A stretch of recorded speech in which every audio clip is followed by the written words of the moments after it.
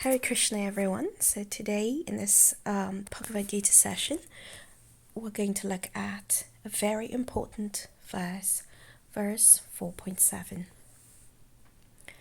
which goes, Yada yada hi dharmasya glanir bhavati bharata apyuttanam adharmasya tadatmanam shajamyaham. English translation. Whenever and wherever there is a decline in religious practice, O descendant of Bharata, and a predominant rise of irreligion, at that time I descend myself. So Krishna, basically in this verse, what he's saying is whenever. So he can appear anytime he wants. He appears by his own will, so he has no obligation to adhere to particular rules and regulations. Although the Lord appears on schedule, namely at the end of the Dwapara Yuga of the 28th millennium of the 7th Manu in one day of Brahma, he has no obligation to do that. Only then he can appear whenever he wants. And wherever is to do with anywhere he wants. It doesn't need to be only on Indian soils. It can be anywhere, in any planetary system, he can appear. Whenever and wherever there is a decline in religious practice, at that time he will descend. So principles of religion are laid down in the Vedas, and the Lord orders that we should follow them. So we know the concept of dharma. We all have dharma. Dharma means occupational duty, the order that is given by the Lord. So any discrepancy in the matter of properly executing the principles of religion that the Lord has laid down in the Vedas makes one irreligious. In the Bhagavatam, it is stated that such principles are the laws of the Lord, and it's only the Lord who can manufacture a system of religion. So the Vedas, they were spoken originally by the Lord himself to Brahma. So he imparted this knowledge within the heart of Brahma. So therefore these principles of dharma, religion, they're actually direct orders of Krishna. And these principles, they're clearly indicated throughout the Bhagavad Gita. And we know what, for example, at the end of the Bhagavad Gita, we know the Lord directly orders that the highest principle of religion is to surrender unto him only and nothing more. That's just one of the principles, the Vedic principles. And oftentimes demons, atheists, people who are demoniac, basically, they disturb these principles. For instance, we know that Lord Buddha is the incarnation of Krishna. He appeared when materialism was rampant and materialists were using the pretext of the authority of the Vedas to take to animal sacrifice. So Lord Buddha appeared to stop this nonsense and establish the Vedic principles of non-violence. So Krishna comes himself to re-establish principles of religion, to bring people to God consciousness, teach people how to surrender. So Krishna says, at that time I descend myself.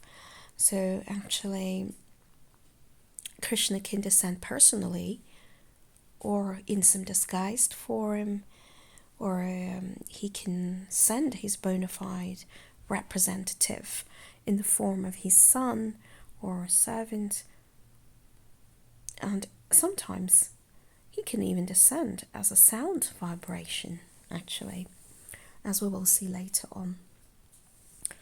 So the religion, principles of religion. So we know there's lots of religions, and the whole point of religion is to help people to develop their love of God.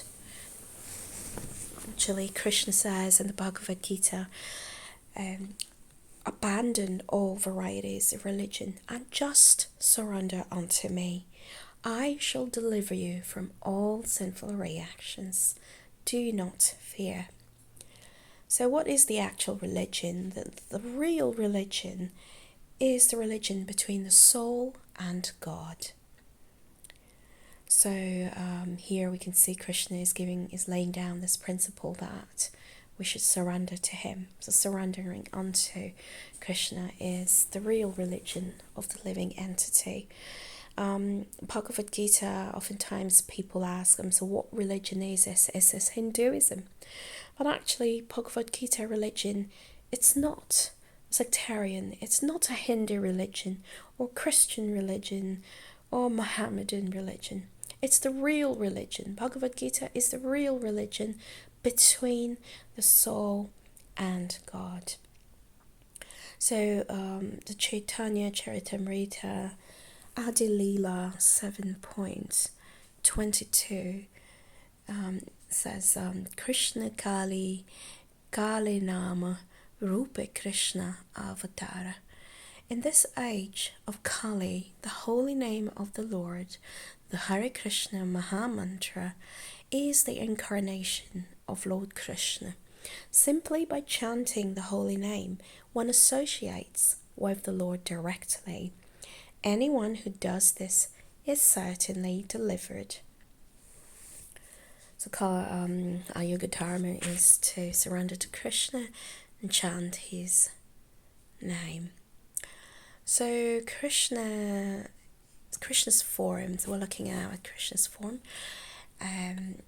Krishna in the Bhagavad Gita 4.6 says, although I am unborn and my transcendental body never deteriorates, and although I am the Lord of all living entities, I still appear in every millennium in my original transcendental form. So we know that in this verse 4.7, Krishna says he descends himself. So let's take a look at Krishna. For those who don't know Krishna's form, actually Krishna he's the fountainhead of all avatars. So Krishna has this threefold, beautiful bending form where he holds, with two hands, he holds his flute. So Krishna, he appears in his original eternal form. He doesn't change body like us, so there is no difference between Krishna's body and his soul. So we have a soul, and our soul changes body as we change garments. But Krishna's body is totally different from ours. Although he appears like a human being, there is no difference between his soul and his body. He is originally, he's always in his spiritual form. Krishna is unborn, so people may say, well, Krishna was born to Mother Devaki and Vasudeva, but actually Krishna, he's unborn. He only appears and disappears from our sight. So it's a bit like the sun. The sun's always there, but sometimes it may be covered by a cloud and we don't see him. We don't see it. But in the same way, Krishna is there. He's always present. He's always he is unborn, but it's just that he manifests or unmanifests from our vision, from our sight. Krishna never ages beyond youth. He's always a fresh youth at the age of 16. So obviously he has on the left we see Krishna in the baby form, and then Krishna growing up, different stages of childhood, but he never grows old. He's not subject to old age, to death. Krishna's body is Sachit Ananda, Vigraha, eternal, full of knowledge and bliss. So we see on the left, Krishna is there on the battlefield of Kurukshetra, and he appears very young. He is at that time he had so many grandchildren. However, Krishna's form. So although Krishna may appear like a little baby, he is still the Supreme Lord. He's still the powerful Supreme Lord who creates and maintains. But he just plays the role of a little child to give pleasure to Mother Yashoda and all the Gopas and Gopis of Vrindavan.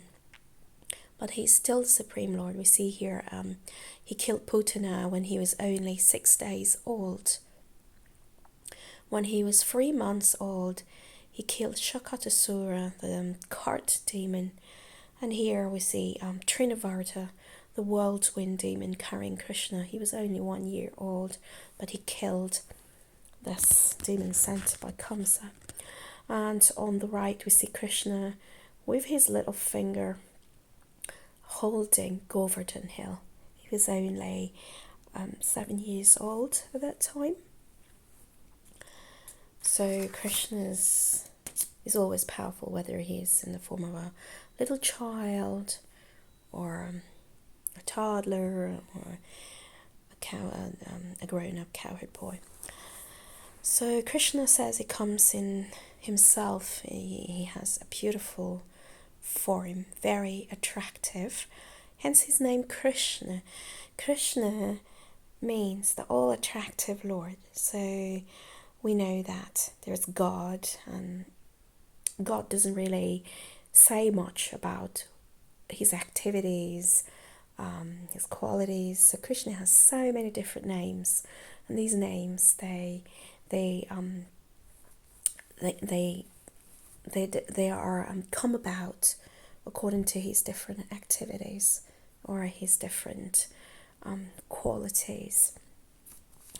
So Krishna is dark blue, it is said. He's dark blue like a new cloud, a fresh monsoon cloud. Sometimes we see in the sky some clouds gathering which are full of rain, and they are beautiful bluish black colour, and that's the colour of Krishna.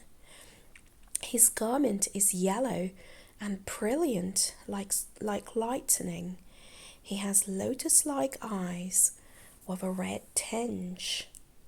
The beauty of his face is enhanced by his shark-shaped gunja earrings. He wears a peacock feather in his long black curly hair. He wears garlands of various forest flowers and leaves, attracting bees humming Vedic hymns. So we know in the spiritual world that even the animals who are topmost devotees, are very great devotees, they're in the form of animals. So these bees who are very attracted to his forest flowers, they're actually great sages. And they are humming Vedic hymns. His voice is like rumbling thunder. A unique gem, the Kaustubha, hangs around his neck. He has a golden line on his chest. It's called the Srivatsa, and it's the residence of Lakshmi Devi. He is equipped with a herding stick, a buffalo horn, and a flute. The soles of his feet are decorated with auspicious symbols.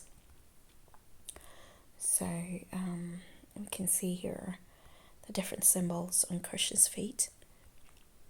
And when Krishna walks in Vrindavan on the ground, there are imprints of his beautiful lotus feet on the sand, on the ground. And in Vrindavan, even the cows make sure that they don't step on his footprints on the ground, so everyone can see the footprints of Krishna. We remember Akrura, when he was sent by Kamsa to Vrindavan. He saw these beautiful footprints on the ground, and he got off his chariot and smeared the dust on his body. So Krishna is known as Madan Mohan, the all-attractive Cupid who steals everyone's heart. So that's Krishna's beautiful form. So let's see. So Krishna says he comes whenever there is a decline in religious practice.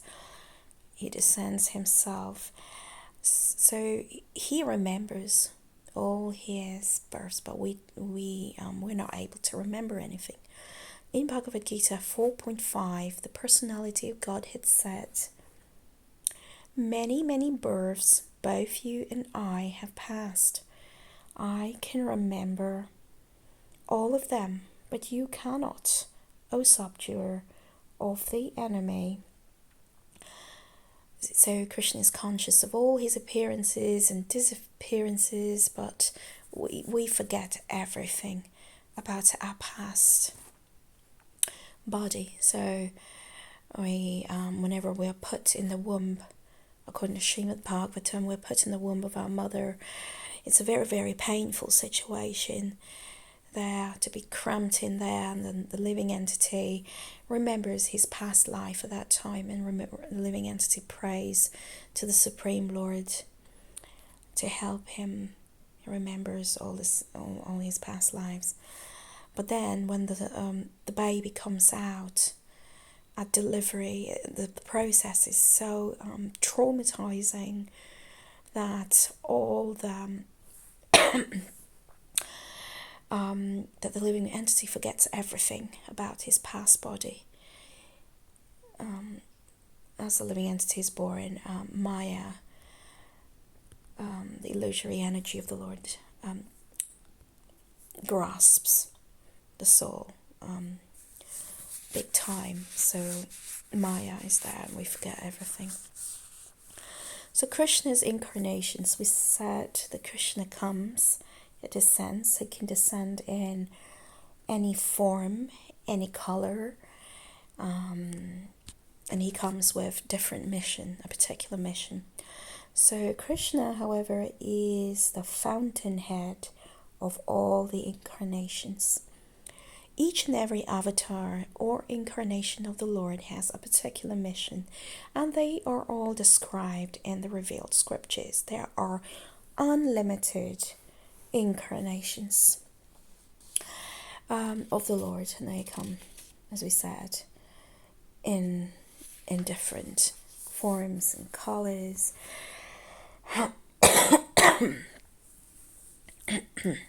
So we can see here, for instance, we have the Matsya Dev, who came as a giant fish with a horn, and he came to save the Vedas and to impart knowledge to King Satyavrata, to illuminate King Satyavrata in Vedic knowledge. And then we see Kurmadev, who the giant tortoise, on whose back the mountain Mandara was placed for churning of the ocean of the milk, for pots of nectar by the demigods and the demons. And then we see Lord Varahadev, the boar incarnation. He came to pick planet Earth, which had fallen in the Garbhodaka ocean because of the activities of Hiranyaksha. And we know the Lord also killed that powerful demon, Hiranyaksha. We see Lord Nrsimhadev, the half-man, half-lion incarnation, who killed Hiranyakashipu and saved his great devotee Prahlad. And we see here the dwarf incarnation of the Lord is a Brahmin, Vamanadev. And we know Bali Maharaj surrendered to Vamanadev. Bali Maharaj is a powerful king of demons who had taken over everything, and the demigods needed help as well to get back everything. And then we have Parshuram, who killed so many generations of Kshatriyas who were very, very sinful. There's 21 generations. Very sinful Kshatriyas, kings who were causing trouble to the Brahmins because they'd become so puffed up. We have Lord Ramachandra, who has a beautiful greenish, actually, it doesn't show here, but he came in a beautiful greenish complexion. He killed Ravan, and he was the model of an ideal son, ideal king. And then we have Krishna here in his original form with Balaram. We have Buddha avatar, who came to establish the principle of non-violence when people were killing animals and eating them in the name of following the Vedas, because in the Vedas, when conducting sacrifices, it was allowed to kill an animal. However, that was a different thing. It's not that it was killed to be eaten for sense gratification. Some powerful Brahmins would chant mantras correctly, so the animal would then take on a beautiful, fresh body. So the animal wouldn't really die, it would take on a new body. But people misused the Vedas in the name of the Vedas. They were killing animals and eating them. So Lord Buddha had to come to stop this violence. Atheists normally don't like to surrender to the Lord, but he told them, don't follow, you atheists don't believe in these Vedas, actually, don't believe in them, follow me. So in this way he fooled the atheist into worshipping the Lord in his Buddha form, indirectly, as Buddha, these atheists got the opportunity to follow the Lord and worship the Lord. And then we have Kalki Avatar, who's yet to come at the end of Kali Yuga. But there is another incarnation of the Lord, even as a book, a literary incarnation of Krishna. The Srimad Bhagavatam is also an incarnation of the Lord. It's the literary incarnation of God, and it is compiled by Srila Vyasadeva, the incarnation of God, an empowered incarnation. It is meant for the ultimate good of all people, and it is all successful, all blissful, and all perfect. So Srimad Bhagavatam is also an incarnation of the Lord. We can have the Lord present in our house in the form of Srimad Bhagavatam. So in this day and age, we can have the Lord in our house in the form of Srimad Bhagavatam and in the sound vibration of the holy name, because we did mention before that the Lord incarnates in his holy name. So the Hare Krishna Maha Mantra is the incarnation of Krishna. So in this Kali Yuga, the Lord incarnates in his holy name in the Srimad Bhagavatam, and also we know Lord Chaitanya came 500 years ago in a beautiful golden complexion, and he gave us the Maha Mantra to help deliver us in this age of Kali. It's a simple Maha Mantra, a simple mantra we can chant where we can attain Krishna. So we know that 5,000 years ago, Krishna mentioned in the Bhagavad Gita that we should surrender to him. So Lord Chaitanya, he came in Kali Yuga to show us how to surrender to Krishna, because people forgot this instruction. People misinterpreted it and people forgot about it. So the Lord is so merciful that he came as Lord Chaitanya in the form of a devotee. I mean, in which religion does the Lord come in the form of a devotee to teach a devotee how to worship, how to surrender to the Lord? It is really, really amazing. So Lord Chaitanya came and he showed us how we should surrender to Krishna. He came in the mood of a devotee and he gave us this simple Maha Mantra which burns all sinful reactions, and it's the mode of worship in this Kali Yuga which can bring us the same results that were achieved in previous yugas by other methods. So we know, for instance, in Satya Yuga, the method of attaining perfection was by tapasya, right? So in this day and age, we have such a short lifespan, we cannot do that. On deity worship in previous ages, we don't have the opulence to be able to worship deities as they used to do it in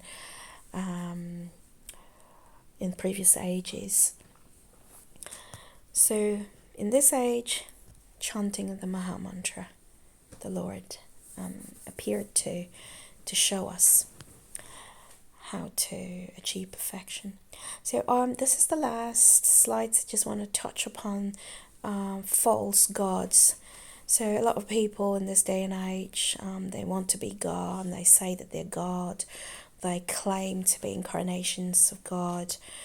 So we should, or when a person says that to us, we should not believe them, because the appearance of the Lord is always predicted by bona fide scriptures.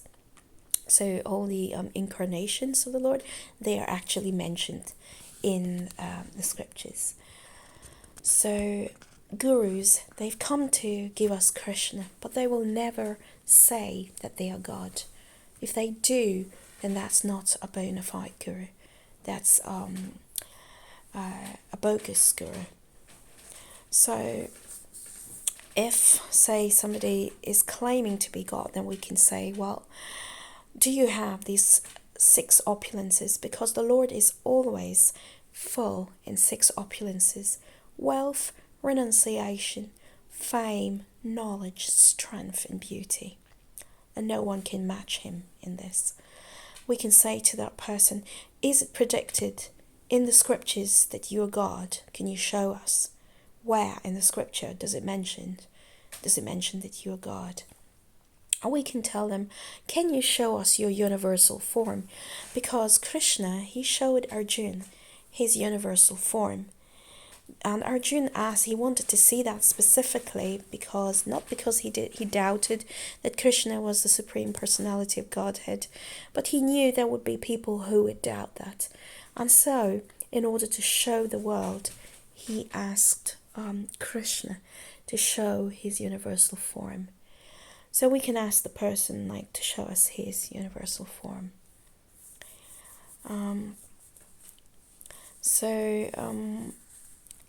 One last thing. So Krishna, in this age of Kali, intelligent persons perform congregational chanting to worship the incarnation of Godhead, who constantly sings the holy name of Krishna. Although his complexion is not blackish, he is Krishna himself.